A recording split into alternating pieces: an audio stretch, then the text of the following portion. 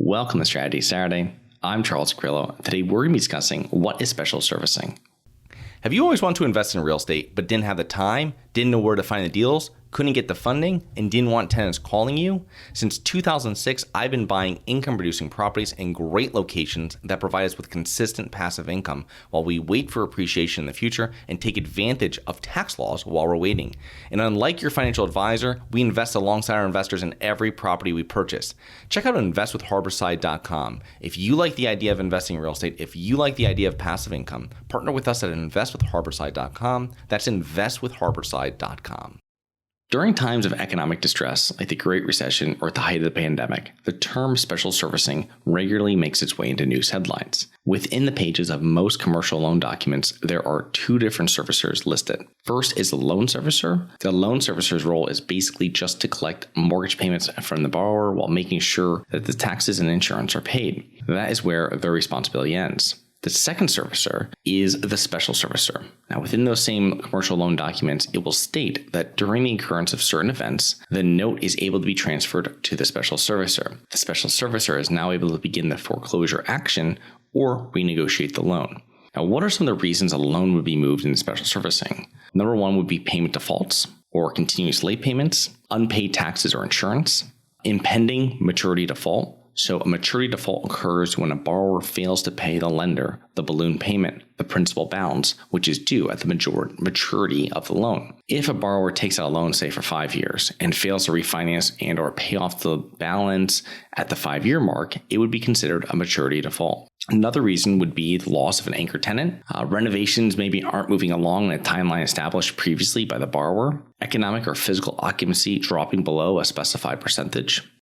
The determination that a property is in a deteriorating state or is in poor condition, and possibly anything else the note holder is worried about. Now, it's important to note that non-payment of the loan is only one of many reasons for the loan to go into special servicing. Many of the other reasons are arbitrary. The special servicer is only called upon when something, usually negative, happens to the loan or to the property. Now, what types of loans are most likely to have a special servicer provision? It is rare to see loans under $2 million go into special servicing. Smaller loans are typically sold off to avoid the expensive process of special servicing. In many instances, these loans are usually held on the balance sheet of the bank and are not sold in the secondary market. Now, as a side note, special servicers are usually paid monthly as long as the loan is in default and then once a resolution has been made, which can be expensive. Now, many commercial mortgages are pooled together, securitized, and sold to investors on the secondary market as commercial-backed securities or CMBS loans. This means that the original lender does not service them. A third party, a master servicer, handles payments and communicates with borrowers. Once the loan goes into special servicing, the special servicer takes over and tries to negotiate terms between the borrower and the master servicer.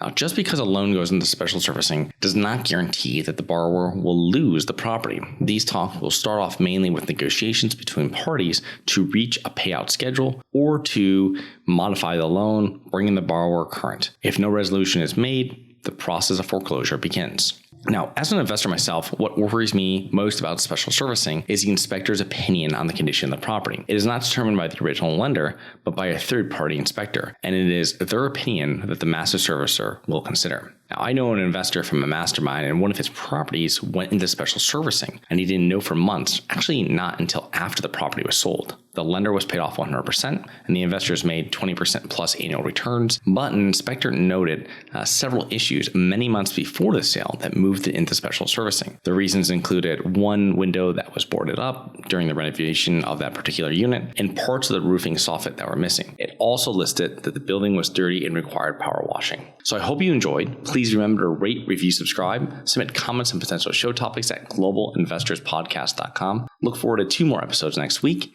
And if you're interested in actively investing in real estate, please check out our courses and mentoring programs at syndicationsuperstars.com. That is syndicationsuperstars.com.